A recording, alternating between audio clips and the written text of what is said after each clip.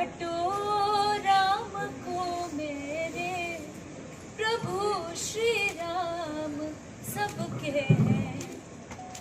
हाथ में मुक्ति नयन गंगा जल, चरण में चारों धाम, प्रभु श्री राम सबके हैं। न बाटो राम को मेरे, प्रभु श्री राम सबके हैं। बहुत सुंदर, बहुत सुंदर। चलो हाँ बना रहे कुछ बोलना जी सर। गुरु जी थोड़ा सा आगे गुरु जी जिस तरह से प्रेस वार्ता आपने रखी है, जो तमाम टिप्पणियां मर्यादित टिप्पणियां हो रही हैं, उसको लेकर क्या कहना है? क्या कहना संक्षेप में बताइए। जी, एकदम संक्षेप में ये है कि भारत में राम मंदिर प्राण प्रतिष्ठा समारोह के विरुद्ध में जो लोग अनर्गल बयानबाजी कर रहे हैं, अमर्यादित टिप्पणी कर रहे हैं, वो वास्तव में भारत के लोगों के पक्षधर नहीं। सारा भारत जब उत्सव उत्साह उमंग के रंग में डूबा हो, तो ये रंग में भंग डाल करके भारत का नाम पूरी दुनिया में अभी श्रेष्ठता से लिया जा रहा है। ये कोई न कोई ऐसा मामला पैदा करना चाहते हैं जिससे विदेशों में फिर ये हो जाए कि देखिए वहां धर्म के नाम पर थोड़ा तकलीफ हो रहा है। जबकि भारत के 145 करोड़ लोग, मुझे ऐसा लगता है, आज खुश हैं। बस कुछ मुट्ठी भर लोग जो इसका विरोध कर रहे हैं, अमर्यादित टिप्पणी कर रहे हैं, उनको सरकार को संविधान के अनुरूप उनसे निपटना चाहिए ताकि ये मामले खराब नहीं हो, और जनता को भी उनको जवाब देना चाहिए। उनका जवाब सबसे बढ़िया चुनाव में होता है। वो ऐसे तो आपकी बात सुनेगी नहीं, उनका जो ब्लैक कैट कमांडो है आपको धक्का दे देगा, पर चुनाव जब आएगा तो उनको आप जवाब दे दीजिएगा कि आपने जो राम के ऊपर अमर्यादित टिप्पणी की थी ये सही नहीं था।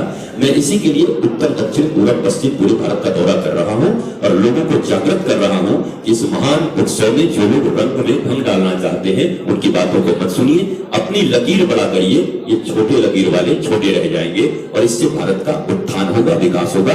राम रोटी भी दे रहे हैं, राम रोजगार भी दे रहे हैं, राम आनंद भी दे रहे हैं, राम शांति भी दे रहे हैं, राम आराम भी दे रहे हैं। यही बात कहने के लिए मैंने ये प्रेस कॉन्फ्रेंस किया है और भारत को मैं यही आह्वान करता हूँ, आप सब भगवान राम के इस महोत्सव को दिव्य भाव से मनाइए। ये हमारा अपना राष्ट्र का महोत्सव है। गुरु जी, राम को लेकर राजनीति भी बहुत हो रही है। राम को लेकर एक पार्टी कहती राम हम रही है, तो उसको लेकर राजनीति भी खूब हुई है, तो इस वजह से ये टिप्पणियां की जा रही हैं। मेरा ऐसा मानना है कि अगर मैं कहूँ कि भगवान सिर्फ मेरे हैं, तो आप मुझसे लड़ेंगे कि आप भगवान को अपना बनाएंगे।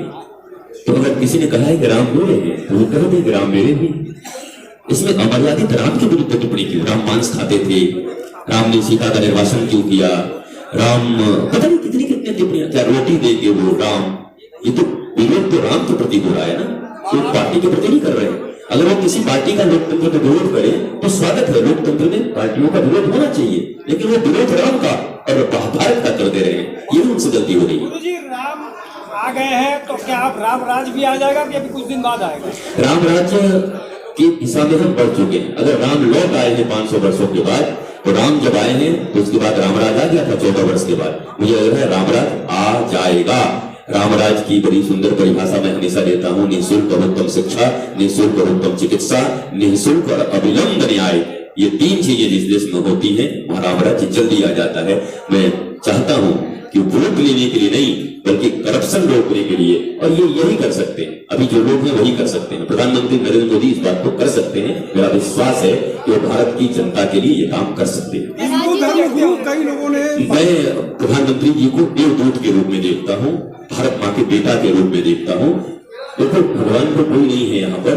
हो सकता है उनमें भी कुछ हो जो आपको हमको पसंद नहीं हो, परंतु राष्ट्र के लिए, धर्म के लिए और मानवता के लिए जो कर रहे हैं उसको कभी भुलाया नहीं जा सकता। हाँ जी, रोल।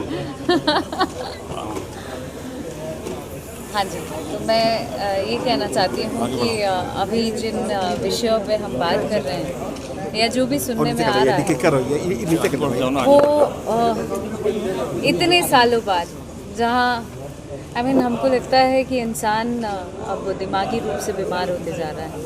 जहाँ हम इंसानों को नहीं छोड़ते थे, अब भगवान पे भी चले गए हैं, क्योंकि चंद सोशल मीडिया आजकल हाइप हो गया है।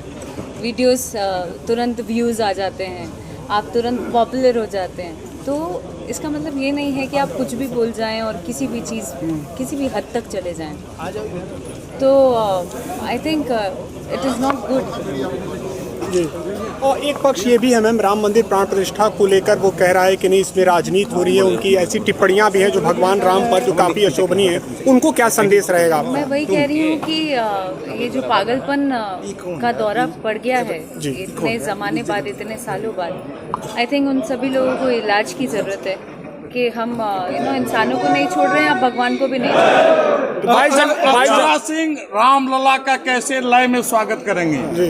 न बाटो राम को मेरे प्रभु श्री राम सबके हैं, न बाटो राम को मेरे प्रभु श्री राम सबके हैं। आप जाएंगी 22 जनवरी को राम मंदिर प्राण प्रतिष्ठा आयोजन में? 22 जनवरी को तो बहुत लोग आ रहे हैं, बहुत भीड़ होगी, तो या तो उससे पहले या तो उसके बाद में मौजूद।